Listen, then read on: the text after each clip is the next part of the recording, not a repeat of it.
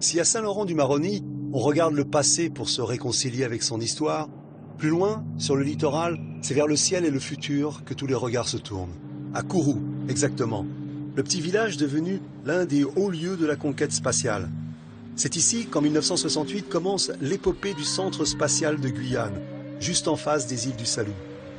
Le site n'a pas été choisi au hasard. Sa latitude, proche de l'équateur, permet de bénéficier d'une rotation de la Terre plus rapide et de dépenser beaucoup moins d'énergie pour la propulsion, moitié moins que le site de Baïkonour en Russie. Et ce soir, à 17h50, une fusée doit décoller de Kourou. Ce sera la 220e fois. Au service de la cité spatiale, le petit village de Kourou est devenu la vitrine de la Guyane, son meilleur ambassadeur auprès du monde entier.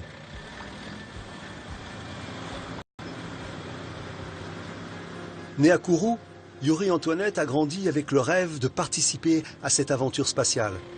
Aujourd'hui, il y est, et pour lui, le compte à rebours a commencé. Nous sommes à H-10. C'est un métier super, on croise des gens du monde entier, croiser des Japonais, des Russes, des Argentins, enfin un peu tout le monde.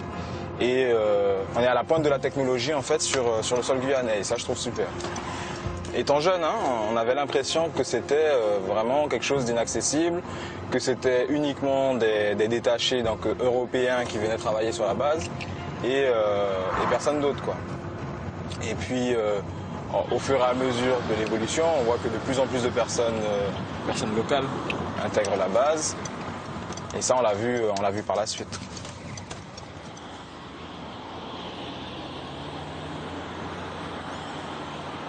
À l'intérieur du centre spatial de Guyane, toutes les attentions se portent vers la fusée Ariane 5, déjà prête à quitter la Terre.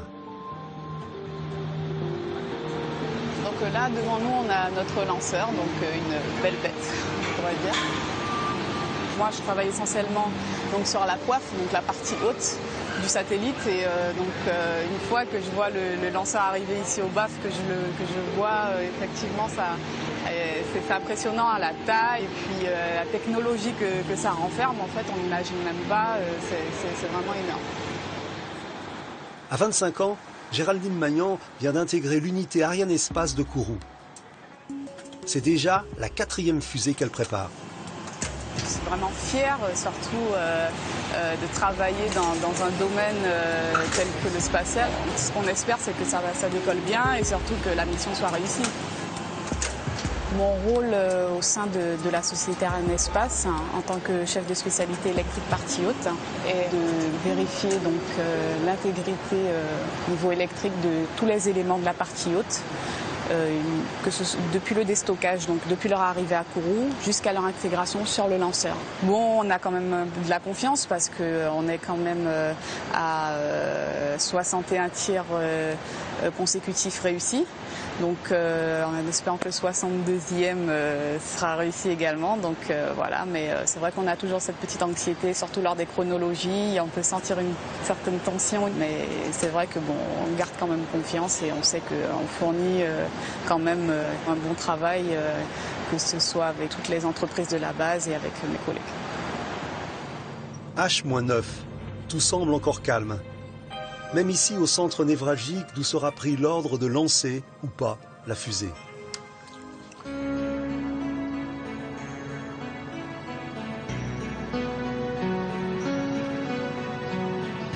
Ce qui est impressionnant, en fait, c'est de voir toute cette technologie, en fait, autour du spatial, dans cet environnement vraiment sauvage, on va dire. On s'y attendrait pas. Et dans quelques minutes, donc là, le petit camion bleu qu'on voit là va tirer donc l'ensemble de notre lanceur ainsi que la table vers la zone de lancement, donc via les rails qui sont ici qu'on peut voir, jusqu'à la zone de lancement là-bas qu'on peut voir au loin, la zone de lancement Ariane. Et le lanceur donc patientera avant de s'envoler dans l'espace. Voilà. Non, je vous dis juste au revoir. Voilà, au revoir et puis accomplis ta mission de la plus belle façon qui soit. Voilà. Ciao. Attention s'il vous plaît, Communication, sauvegarde, fermeture de la route de l'espace dans 10 minutes. Safety communication, space route will be closed in 10 minutes. Opération périlleuse. La fusée chargée de matière explosive quitte son sarcophage et rejoint le pas de tir. Ariane 5 s'apprête à écrire un nouveau chapitre de son histoire. Pierre se souvient du plus marquant d'entre eux. J'ai eu la chance et mesurée d'être le premier directeur des opérations du lancement Ariane 5. Attention pour H-1 minute. Et le premier échec, puisque je ne sais pas si vous vous rappelez, Ariane 501 en 1996 s'est autodétruit au bout de 33 ou 34 secondes exactement.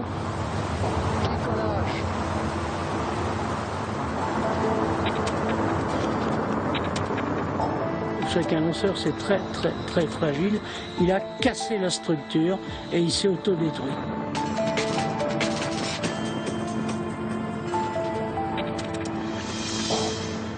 Quand l'échec s'est abattu sur nous, parce qu'il n'y a pas d'autre terme, il nous a fallu un bon bout de temps pour s'en remettre.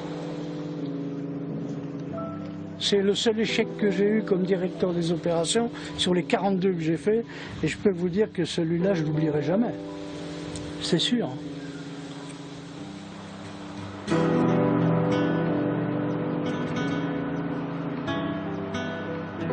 ne peut pas faire ce métier du spatial et de travailleur sur la fusée Ariane sans être amoureux de la fusée elle-même. Il faut voir qu'au tout début du programme Ariane, les gens ne comptaient ni leur temps ni leur engagement. On avait surnommé la ville de Kourou la ville des divorces. Les femmes disaient tout le temps, nos gars, ils n'ont qu'une seule maîtresse, c'est Ariane. C'est vrai, comme la plupart des gens qui travaillaient à cette époque-là, j'étais amoureux de la fusée Ariane. Mais je le suis toujours un peu.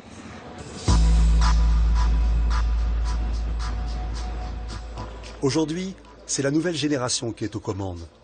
H-7h50. Yuri entre dans la salle des opérations. La tension monte d'un cran. Donc c'est bon, il n'y a pas de problème. Non, pour l'instant tout est nominal. Quand on est responsable télécom, on a une charge de travail conséquente. On a un peu le service de télécommunication sous nos ordres. D'accord. Qu'est-ce qui est bloqué? Le J ou le I? Le I est bloqué. Faire ce métier-là, faire cette fonction-là pendant une campagne de lancement, c'est toujours excitant pour un jeune cadre. Et c'est gratifiant aussi pour l'ensemble des Guyanais, puisqu'on représente en quelque sorte cette nouvelle génération qui intègre les postes à haute responsabilité. Et je trouve que c'est une bonne chose. Lors de la phase de lancement, tous les responsables de service doivent s'assurer que tout est opérationnel. Tous les voyants doivent être au vert. La moindre anomalie et il faut bloquer le tir.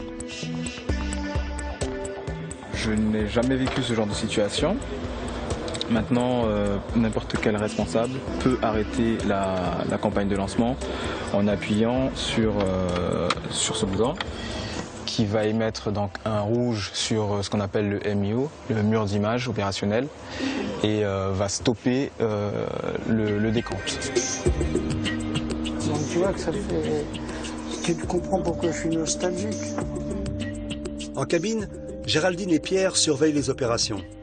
Tout semble normal, mais la tension monte. Nous ne sommes plus qu'à 30 minutes du tir.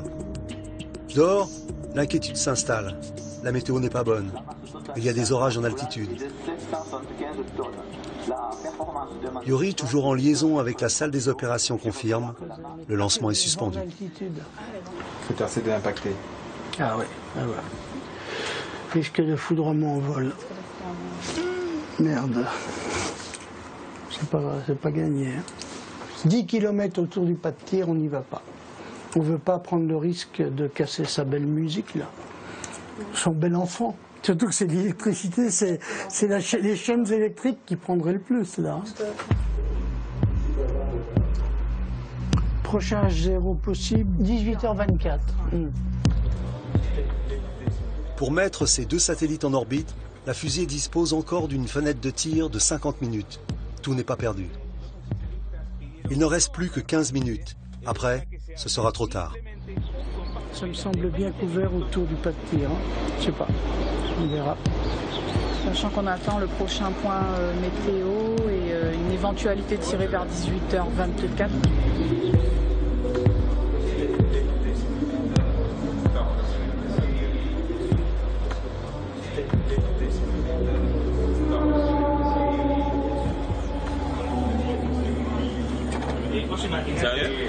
Hyper bon fait. Mais là, il y a un génitus. Je pense que c'est mal barré. Hein. Ouais, c'est bon, les moyens météo sont verts, donc On va pouvoir y aller. on va pouvoir y aller. À tous de DDO. Voilà. Attention pour le décompte final. Cette fois, c'est parti. 10, 9, Privilège rare que d'assister à un tel spectacle. Géraldine, Pierre et Yuri sont aux premières loges. 3, 2, 1, stop. Allumage de tien. Allumage de la pile, décollage.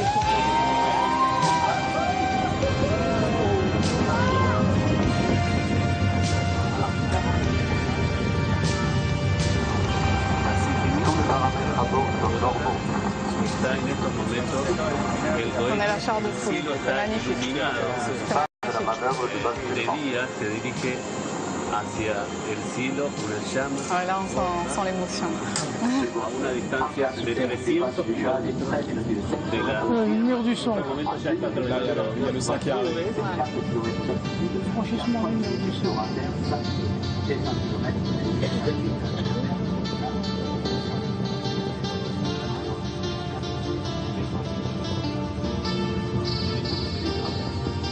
On va avoir la séparation des étages accélérateurs dans quelques secondes. Nuevamente la sal del cohete Ariane 5 Ça y est, y ahí Pour un jeune DDO, Impressionnant. un jeune DDO de réussir son premier lancement, c'est bon. c'est un moment magnifique parce que même, comme on l'a entendu, il y a les clients qui sont là et c'est la joie, quoi. Sans la joie, tout le monde est crié. Ouais, voilà. C'est jamais de la routine. Hein. On a une petite frayeur. C'est jamais de la routine. Il n'y aura jamais de routine dans ce métier-là. Mission accomplie. Désormais, c'est toute la Guyane qui s'enorgueillit de son centre spatial, une partie intégrante de son patrimoine.